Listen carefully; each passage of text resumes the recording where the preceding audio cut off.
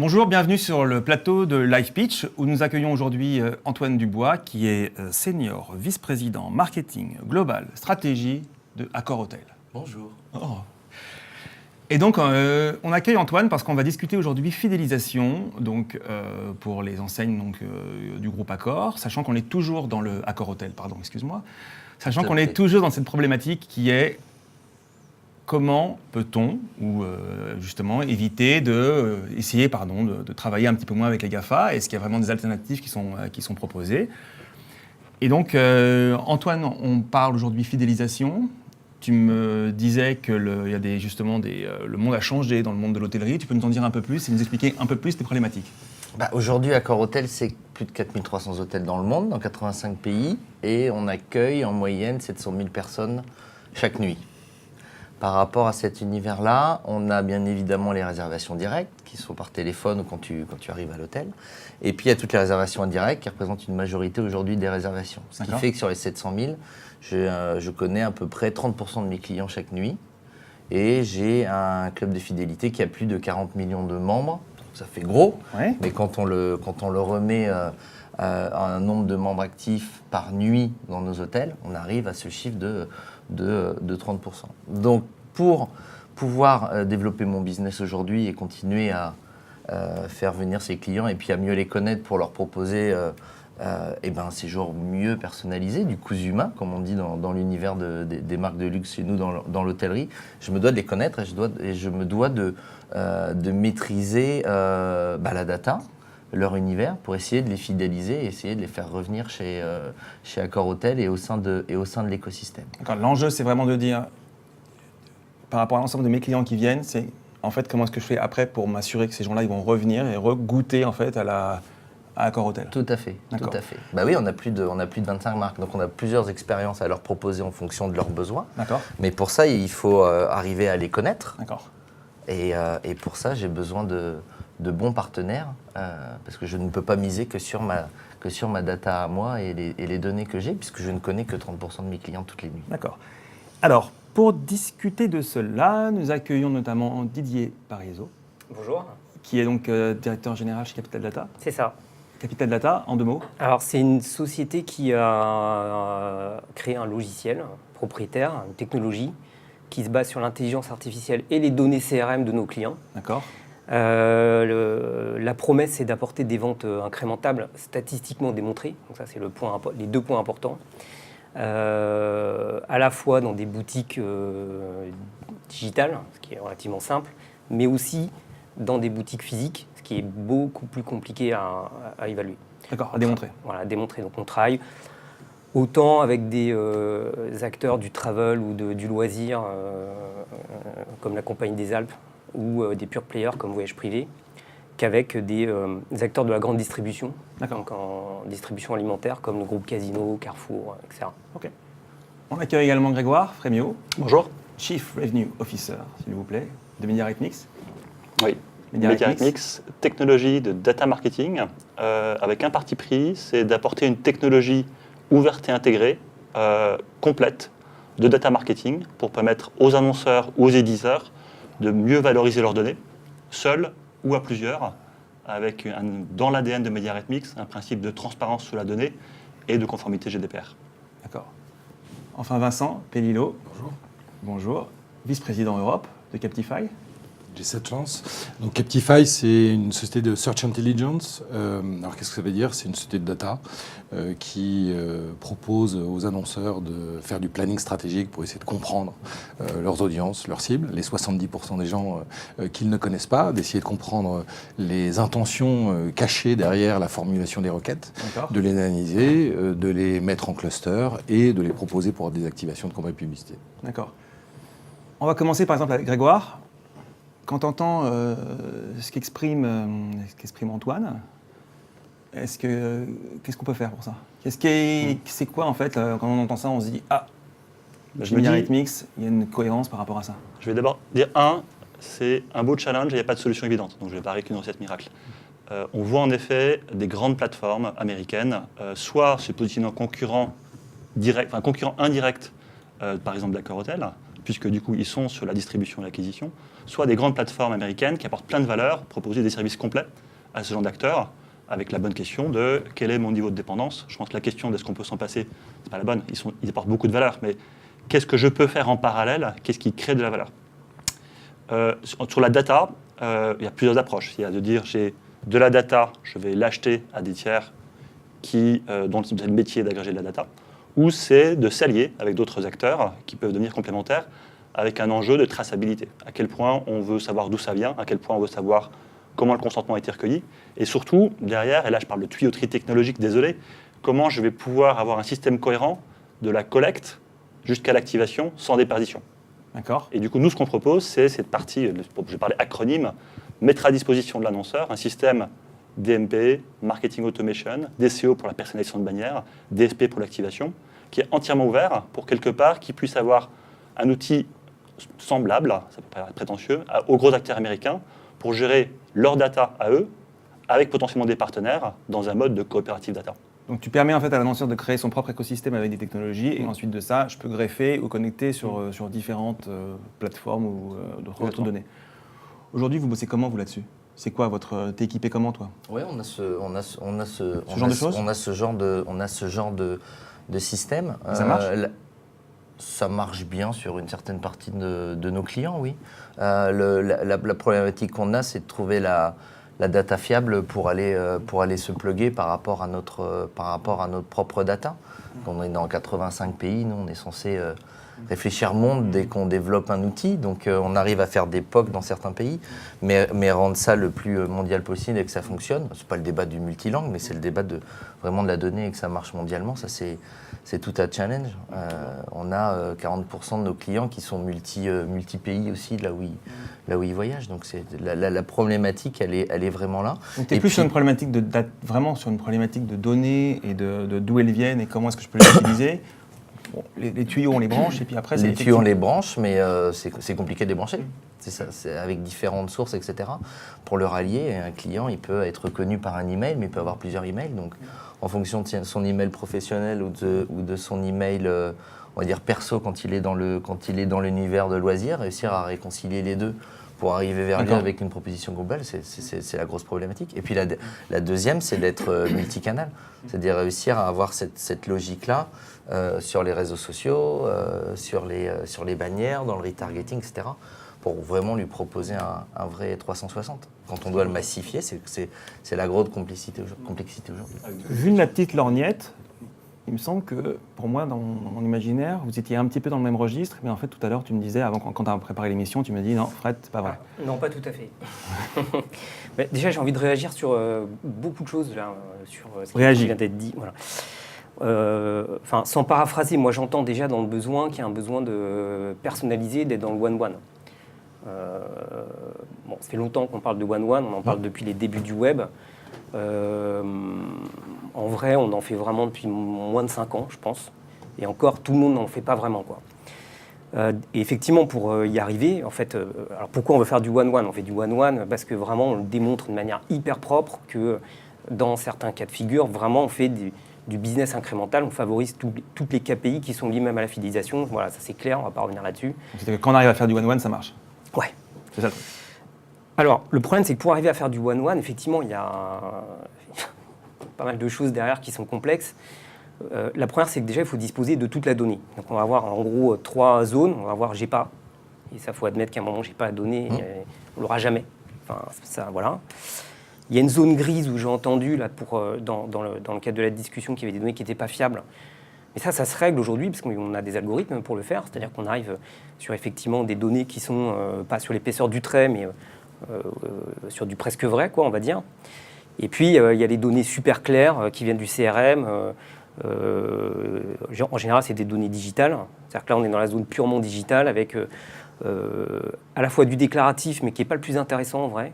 Et puis surtout des masses de données qui sont des données comportementales. Et en fait, tout l'intérêt, il est là en vrai. Sur la zone grise, on va être beaucoup dans l'onboarding, dans des ponts, dans des approximations. Bon. Moi, déjà, le premier truc, ce que j'arrive pas à cerner dans le besoin de Vincent, c'est déjà sur cette première brique-là, c'est est-ce que tout est fait au max, quoi. C'est-à-dire dans la partie qui est super claire, où j'ai toutes les données, c'est-à-dire au max, ça veut dire, effectivement, j'exploite vraiment tout le potentiel de mes données comportementales, puisque c'est elles qui m'indiquent vraiment le besoin du client au bout du bout, vraiment, au-delà du déclaratif. 2, est-ce que effectivement j'arrive à être sur tous les touchpoints qui sont aujourd'hui, tous les touchpoints sont CRM, donc ce que tu appelles le 360, que ce soit réseaux sociaux, le mobile, etc. Aujourd'hui, on peut utiliser toutes les données pour faire du one-one et du CRM. Donc est-ce que c'est vraiment exploité d'une manière, unifiée sur tous les canaux pour pas avoir l'impression, pour raconter une histoire en fait. Voilà, ça c'est. Et troisième point qui me paraît fondamental, qui est même au centre de tout, c'est vraiment la partie réunification autour du contact. C'est-à-dire qu'on a une vraie grosse problématique, c'est que pour pouvoir faire du business et faire du CRM, le prérequis, c'est déjà d'identifier le bonhomme, quoi.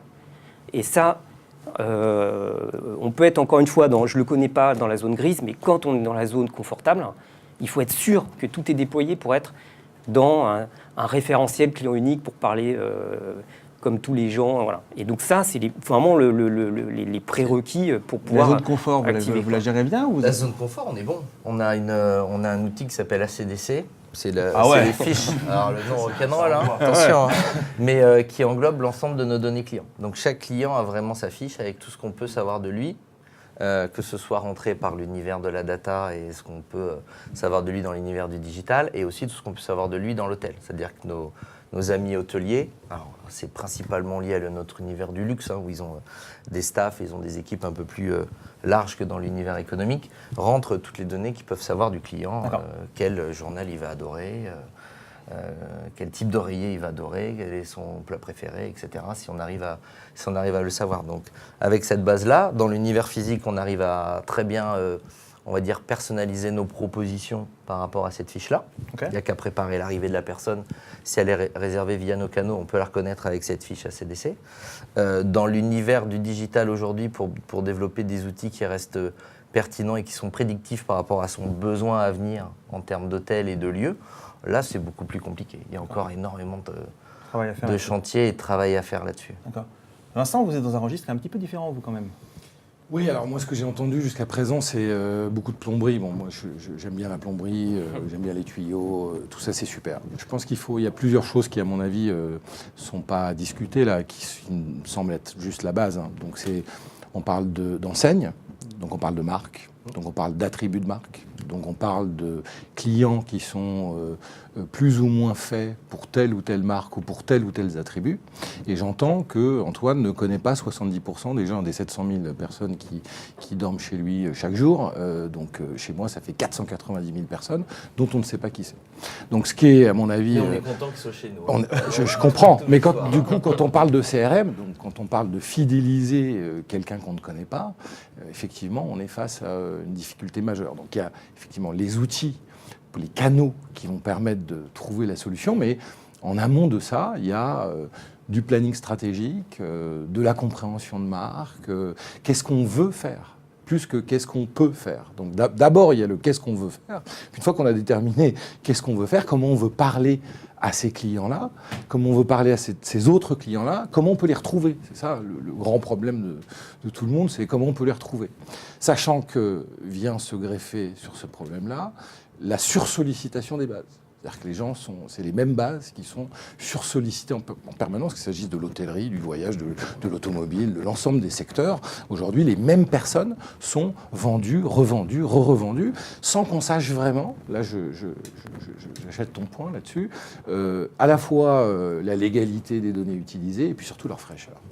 Moi, je pense que la donnée majeure du problème, c'est que la data n'est bonne que parce qu'on est capable de connaître son antériorité, sa lifetime value, comme disent les marketeurs, puisque pour chaque hôtel, je pense qu'on va avoir une lifetime value différente. On va probablement pas réserver un Novotel comme on va réserver, je sais pas, une autre, un Sofitel, voilà, par exemple. Voilà, donc pour nous, on est effectivement chez Captify, sans vouloir faire de prosélytisme trop, nous on est plutôt en amont. Donc on est plutôt ce qu'on appelle en haut du funnel. Notre job à nous, c'est d'essayer de comprendre les intentions derrière les requêtes. le search, tout le monde fait du search aujourd'hui, le search n'est pas forcément représentatif de ce que vous voulez dire. Une machine, les algorithmes mathématiques sont pas toujours capables, sont souvent pas capables de comprendre ce qui a été exprimé dans le champ de recherche. 90% des requêtes ne sont pas directement compréhensibles par une machine. Donc ça veut dire que pour nous, d'abord, c'est de la sémantique, donc entre orthographe, grammaire, syntaxe, homonymie, phrase négative, phrase multiple. Je peux vous prendre les biais, il y en a des centaines. Pour arriver à comprendre ce que signifie l'internaute, il y a un premier gros travail. Donc nous, c'est le travail que fait notre plateforme, d'abord et avant toute chose. Une fois qu'on a fait ça, on a exclu probablement 60% des gens. On ne comprend pas vraiment ce que ça veut dire, en dehors de ce qui est contraire à la loi ou bonne mœurs. Bon, une fois qu'on a fait ça, on pré-catégorise les gens. Et ensuite, on reçoit des briefs. C'est-à-dire qu'ensuite, c'est pour ça que dans ce que décrit Antoine, il y a un partnership. C'est-à-dire que, oui, il ne connaît pas forcément 70% de ses clients, mais sans lui, on ne peut pas l'aider.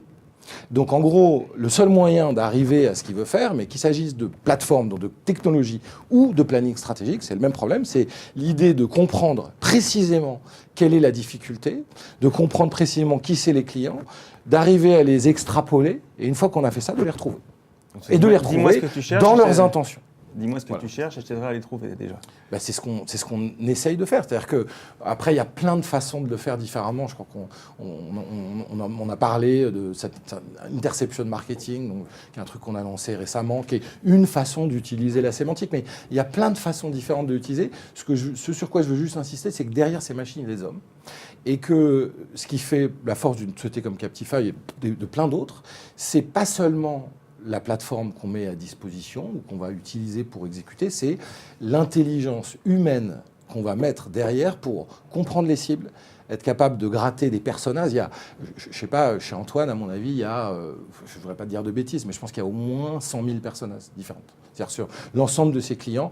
Et donc, si on veut aller granulairement, très très bas, pour comprendre qui ils sont et donc pour les fidéliser, il faut un peu plus que juste savoir quel oreiller ils aiment ou quel journal ils veulent lire le matin. C'est fantastique sur cette problématique-là. Je vais bien traiter ton expérience, mais ça t'aide pas beaucoup sur comment est-ce que je vais chercher celui qui cherche à Marriott. Voilà. Et qui pour autant a dormi chez Sofitel il y a 3 semaines. Mais tu ne sais pas forcément qu'il a eu besoin d'un hôtel 2 semaines plus tard. Donc nous, ce qu'on va faire, c'est qu'on va aider les annonceurs, donc dans le voyage, mais dans d'autres secteurs, à retrouver ces clients pour comprendre leur consommation, qui va les aider à améliorer la qualité de leur data, finalement. Puisque lorsque les campagnes qu'on diffuse sont envoyées dans le DMP fourni par tel ou tel player, des clusters sont fabriqués, et ces clusters, ils correspondent à quelque chose, à une action qu'on a décidée chez nous, un ciblage. Marriott Lover, Hilton une fois par mois, etc., etc. Donc après, on peut aller... C'est fascinant et c'est passionnant parce qu'on peut aller très, très, très loin. Donc voilà, on pourrait... Je vais te donner la parole. Désolé d'avoir monopolisé la Non, conversation. C'est l'engouement, c'est la passion. C'est pour ça qu'on a un peu googlisé notre écosystème pour être connecté en effet aux recherches que peuvent avoir les gens et puis pour apprendre. C'est tout à fait ça. On est lié à un partenariat où ils peuvent nous donner les outils, etc. Mais après, il faut utiliser l'humain, il faut utiliser des partenaires, en effet, pour analyser cette donnée et puis savoir mieux l'utiliser. Bon, la bonne nouvelle, La c'est vraie que force ça ne donne pas grand-chose. La vraie force de Google, justement, là-dessus, c'est que c'est un acteur qui peut avoir le consentement par son emprise sur les consommateurs. Et donc, du coup, il peut proposer plein de data facilement avec tous les moteurs de recherche. D'où je pose la question, du coup, de comment récupérer de la data. Et c'est des questions de plombier, mais vraiment, on est obligé d'aller dans la plomberie pour comprendre ce qui se passe. Comment récupérer de la data en sachant d'où ça vient, en sachant d'où a été obtenu le consentement, parce que derrière, il y a quand même le 4% de chiffre d'affaires qui peut faire un petit peu mal, pour ensuite pouvoir définir des actions personnalisées. Et donc ça, c'est une vraie question que les annonceurs doivent tous savoir sur comment je crée mon écosystème de partenaires et comment je peux limiter ma dépendance pour éviter d'avoir que 2 acteurs qui sont très bien, mais qui seront peut-être un peu trop bien si demain ils prennent 100% des budgets. Didier, j'ai une question pour toi. Là, ce que disait Vincent, c'est donc il travaille sur des campagnes, donc sur des choses qui se font au fil de l'eau par rapport à différentes choses, alors que vous, si je ne m'abuse, quand on installe, on est par rapport à une techno, on est sur j'imagine, un cycle de vente qui est très long, et puis après, effectivement, on y va. Ma question, c'est, on peut pas arriver, on peut pas tester ponctuellement un système, parce qu'en fait, il faut alimenter la donnée, etc., etc. Donc on est très complémentaires, c'est-à-dire qu'on n'approche pas les choses du tout de la même façon. C'est-à-dire que, quelque part, on est plus dans une logique d'acquisition. C'est-à-dire qu'à un moment donné, on veut comprendre comment convaincre des personnes, des clusters, j'ai entendu le mot ciblage, cluster, etc. Comment je peux convaincre en fait des personnes de venir passer une nuit dans mes hôtels. Et alors bon, après moi c'est mon métier, c'est-à-dire que je suis plombier. Moi je réponds statistiquement, je réponds technologiquement et je réponds d'un point de vue marketing. Donc effectivement je ne suis pas dans l'expérience utilisateur, c'est des choses sur lesquelles je ne suis pas à l'aise, mais donc, on est assez complémentaires là-dessus je pense. Et donc nous notre approche elle est vraiment sur l'individu. Et donc sur l'individu, notre promesse qu'on sait bien faire, c'est à un moment donné, c'est être certain qu'on capte toutes les données autour de l'individu. Parce que dans ce que tu disais tout à l'heure, j'ai pas compris qu'on pouvait rattacher. Après, on a des chiffres, on a une connaissance de ses clients, mais j'ai pas compris qu'on pouvait rattacher des informations à des individus, être contact-centrique pur. Et donc, en fait, c'est en ça qu'on est complémentaires.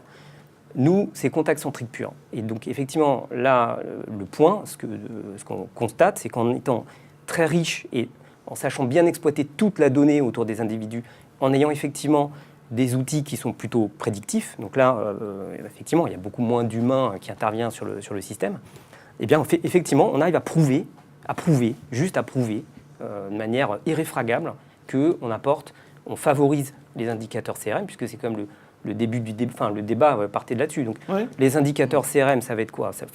On ne va pas rentrer dans les calculs de taux de prédiction de churn hyper compliqués. Si on simplifie le truc, il y a deux choses, il y a le business et l'érosion.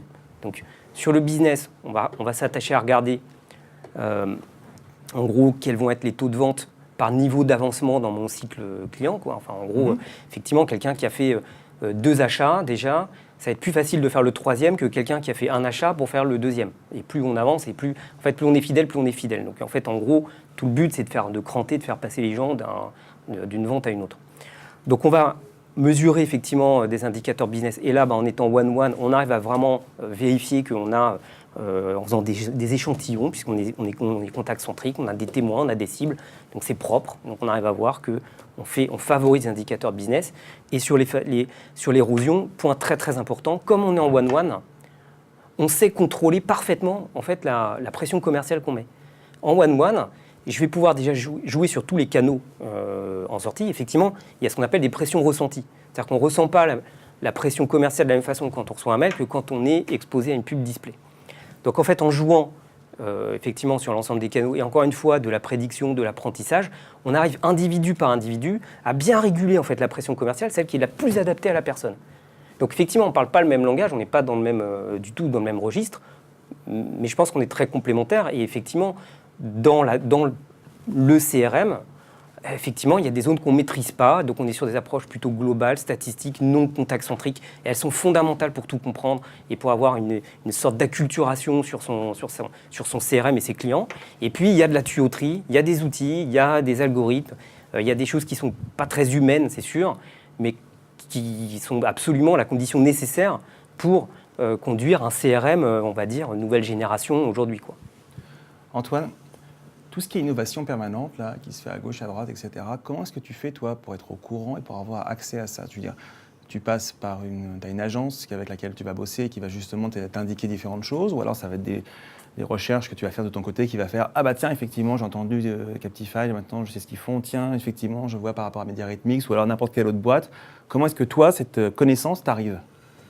En dehors de lire Redcard, bien évidemment. On a des partenaires qui vont solliciter, qui rencontrent beaucoup de monde. Nous, on est très sollicités, donc on ne peut pas rencontrer tout le monde. J'imagine, c'était ma question en fait. Donc au bout d'un moment, on va demander à des agences comme iProspect, avec qui on travaille beaucoup, de nous benchmarker différents outils. On a un service achat, qui est avec des gens dédiés à l'univers digital, qui est là pour recevoir tout le monde, toutes les solutions, et puis regarder quelles sont les meilleures solutions. Puis après, c'est de la curiosité pure. Mais on a quand même recruté en interne des experts qui sont là aussi pour rencontrer le marché et discuter et débattre et voir comment ça fonctionne. Vous internalisez de plus en plus ou pas, justement ? Non, pas spécialement. On prend plutôt des experts stratégiques qui sont là pour définir une ligne directrice et puis on essaie de s'associer aux meilleurs partenaires possibles, avec un objectif d'être le plus mondial possible, parce qu'encore une fois, on est dans 85 pays. Donc la problématique de réussir à mondialiser un écosystème, c'est tout le challenge qu'Accor-Hôtel a, peut-être par rapport à d'autres. Donc parfois, malheureusement, ça nous emmène en effet à discuter avec des gros players américains qui donnent l'impression, je ne sais pas si à bout d'un moment les chiffres parlent, mais avant que les chiffres parlent, ça met du temps, qui donnent l'impression de maîtriser un écosystème plus mondial que parfois certaines sociétés françaises, en tout cas dans le discours.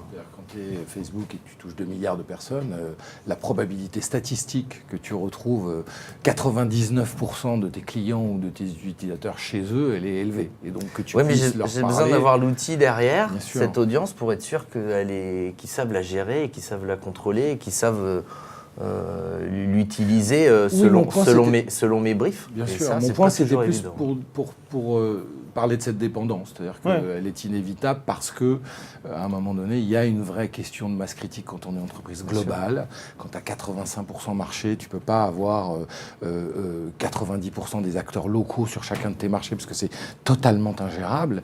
Et donc ces entreprises-là ont réussi à... C'est aussi une solution de facilité. C'est pas qu'une solution de facilité, c'est une solution de praticité. C'est pas la même chose, facilité et praticité. C'est-à-dire qu'à un moment donné, on a aussi des contraintes sur les ressources, des contraintes sur les budgets, des contraintes sur le ROI. Et l'ensemble de ces contraintes, elles ont un impact sur le choix qui va être fait de technologies, de partenaires. Il y a aussi des questions de coûts de ces partenaires. Souvent, on en parle peu, ils sont gros, mais ça coûte très très cher. Et les petits ne coûtent pas forcément plus cher que les gros. C'est plutôt souvent l'inverse avec l'économie d'échelle qu'on peut faire. Donc il y a plein de raisons hyper valables, hyper rationnelles. Le bashing, si tu veux, il n'est intéressant que parce qu'on trouverait des choses qu'ils ne feraient pas ou qu'ils feraient mal et qu'on serait capable de les faire à leur place. Donc je pense que ça c'est une discussion intéressante. Après, dire comment diminuer sa dépendance, ça n'a pas de sens. Ma question était bête.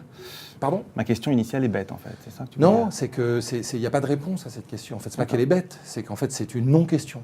C'est plutôt comment j'approche le fait qu'il y ait un duopoly, que je ne peux pas me passer de ce duopoly, mais que ce duopoly ne répond pas à l'ensemble de mes problèmes et que je dois trouver des solutions pour compléter ce à quoi il ne répond pas. Si tu es capable de faire ça, je pense que quand Antoine fait ça, il fait bien son travail. Je pense que c'est intéressant aussi de faire la part des choses entre la technologie et les audiences et la data. D'un point de vue mondial, aujourd'hui, Google, Facebook ont toute la data quasiment partout. La technologie, ils en ont des très bonnes, qui sont souvent liées d'ailleurs à leur audience et à leur data.